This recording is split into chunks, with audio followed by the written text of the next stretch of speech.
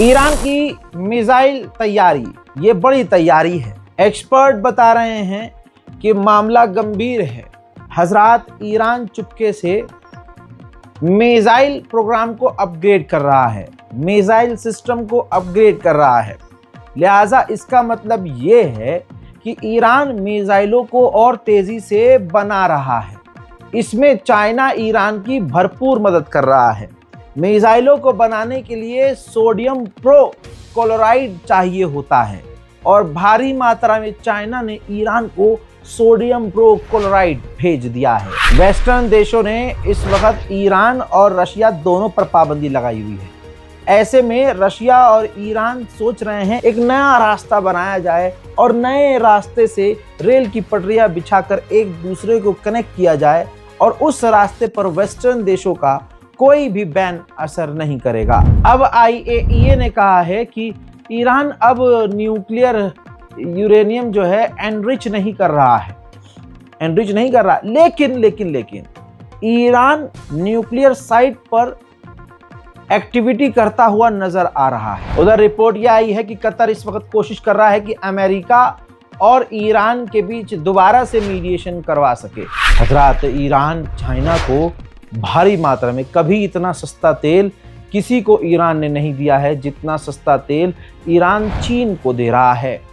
कहा जा रहा है कि सिर्फ सस्ता तेल जो चीन को दे रहा है ईरान, तो इसके बदले चाइना जो है पूरी तरह से ईरान की हर पॉलिसी में और हर एक्शन प्लान में सपोर्ट कर रहा है। उधर ईरान और अफगानिस्तान के रिश्ते पटरी पर आते हुए नजर आ चुके हैं।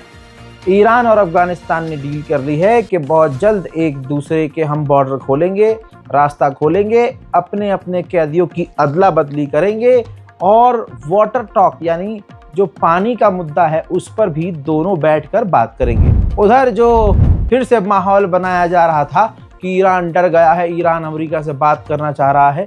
हजरात, ईरान के विदेश मंत्री ने जूता भिगो कर मारा है। कहा है कि हम एक जालिम से, एक दबाव डालने वाले देश से बात नहीं करेंगे, घमंडी से हम बात नहीं करेंगे, हम किसी भी प्रेशर में बात नहीं करेंगे, हम म्यूचुअल अंडरस्टैंडिंग से बात करेंगे और बराबरी की बात करेंगे। ईरान ने अमेरिका की चड्डी फाड़ दी है, बहुत सटीक बात बोल दी है। अमेरिका यानी डोनाल्ड ट्रंप बौखला सकता है।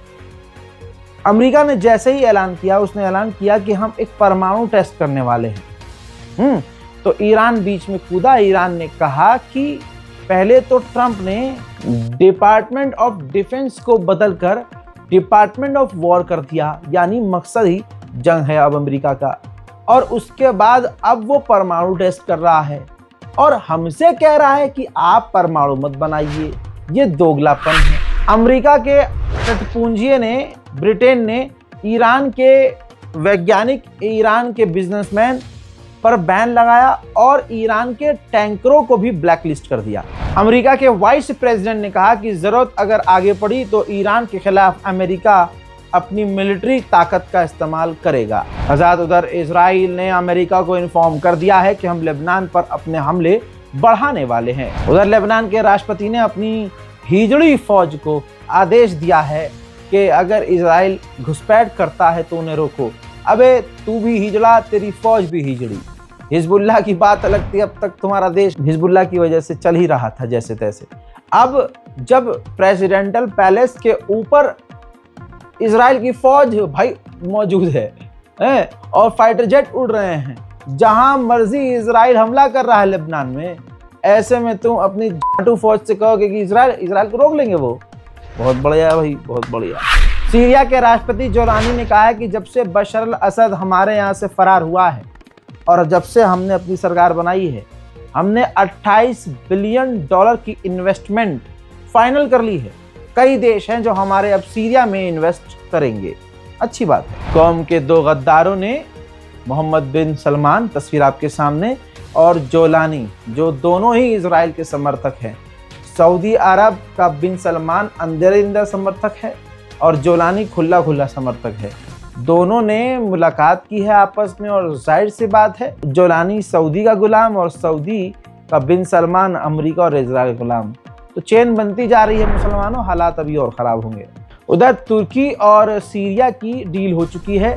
सीरिया की जोलानी की फौज को तुर्की की फौज तुर्की के अंदर बुलाकर ट्रेनिंग देगी। जब जोलानी आया तो बहुत सारे जो शिया सुन्नी करने वाले कुत्ते थे उन्होंने कहा रज़ा भाई अब क्या होगा, देखा शेर आया है, अब देखो अब ये है आज के दौर का खलीफा जोलानी, अब इजराइल की अम्मा बहन कर देगा। जोलानी ने तुरंत अपनी बेल्ट खोली, पैंट उतारा, उल्टा लेट गया इजराइल के आगे।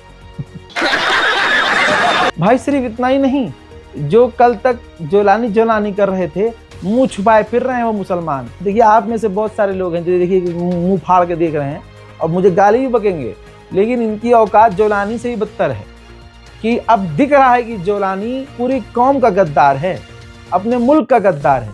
इनको लग रहा था, इस चचा को लग रहा था, बाबूजी को लग रहा था कि अब जोलानी आएगा तो पता नहीं है क्या गदर ढाएगा।